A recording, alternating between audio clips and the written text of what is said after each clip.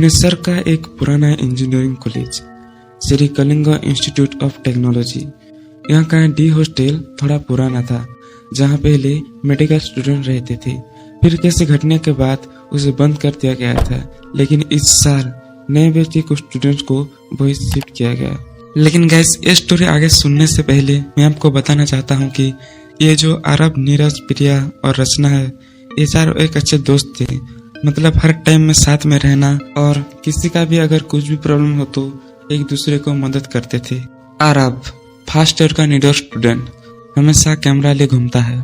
मतलब वो जहाँ भी जाता हमेशा कैमरा लेकर ही साथ में जाता। और ये जो प्रिया स्मार्ट प्रैक्टिकल लड़की होता है, जो भूत प्रेत में भरोसा नहीं करती।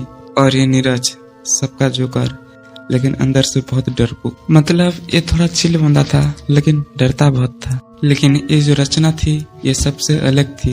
रचना लोकल ओडिया स्टूडेंट, मतलब वो ओडिशा के ही रहने वाली थी, जिसे पुराने किस्सों की बहुत जानकारी है। कॉलेज का पहला दिन और नया हॉस्टल। आरब और नीरज खाना खाकर रात के 9 बजे उन दोनों अपने नए रूम 217 में पहुंचे। दोनों ने देखा रूम बहुत बड़ा था, लेकिन दीवारों पर अजीब नमी के निशान थे। फिर अरब देखता है कि ऊपर के दीवार पर किसी ने नेल से कुछ लिखा था। वहां लिखा था डोंट नॉक आफ्टर 2:17। ये देखकर सब हंसने लगे और बोले शायद कोई सीनियर की प्रैंक है। मतलब जिस कॉलेज में सीनियर की थोड़ा चलता है तो ये सब कॉमन है। ये सोचकर उस दिन सभी आराम से सो गए। फिर अगला दिन आता है, जब सभी लोग कैंटीन में खाना वाना खा रहे थे। तो उस टाइम पे रचना ने बताया कि ये जो डी हॉस्टल होता है, ये पहले एक मेडिकल गर्ल्स हॉस्टल हुआ करता था।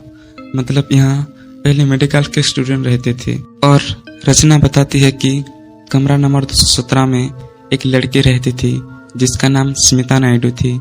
रचना बताती है कि स्मिता एक रात अपनी प्रैक्टिकल की फाइल पूरी करते हुए मर गई। सुना है उसकी डेथ का टाइम रात के 2:17 था। फिर ये सुनकर अरब ने बोला हम तो वहीं रह रहे हैं। रचना ने बस इतना कहा अरब से, तो रात में दरवाजा बंद रखना अंदर से। फिर सभी लोग कैंटीन से चले गए और रात में अरब और नीरज खाना पीना करके अपने रूम को आ गए। रात के 2 बजे थे, हल्की बारिश हो रही थी और मौसम भी थोड़ा ठंडा था। अरब कैमरा ऑन करके पैरानॉर्मल ब्लॉग रिकॉर्ड कर रहा था कि तभी उस टाइम पर दरवाजे पर ठक ठक ठक की आवाज आई। तो नीरज उठा और बोला कौन है भाई?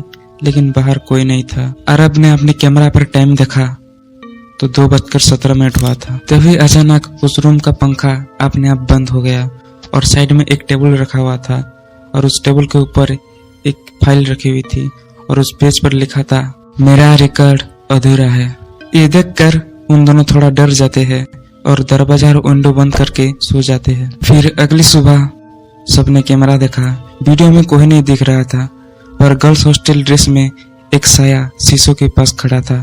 कैमरा में सिर्फ उसके बाल और आधा चेहरा दिख रहा था, और फाइल के नीचे स्मिता नायडू की इनिशियल खुदी हुई थी। फिर ये देखकर उसका जो दोस्त होता है प्रिया ने बोली कहीं ये सब माया तो नहीं।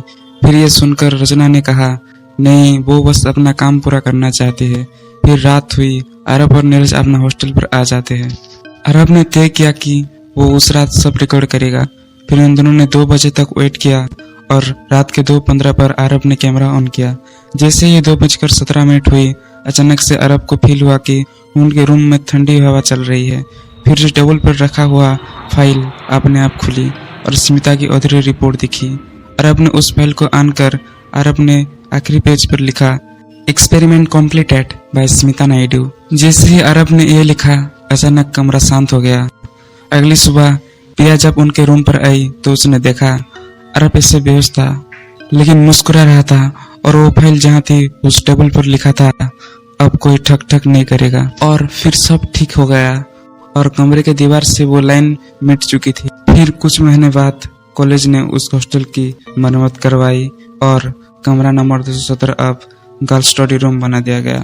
लेकिन हर रात 2:17 पर वहाँ एक फाइल अपने आप खुलती है, जिससे आखिरी पेज पर लिखा होता है एक्सपेरिमेंट कम्प्लीटेड।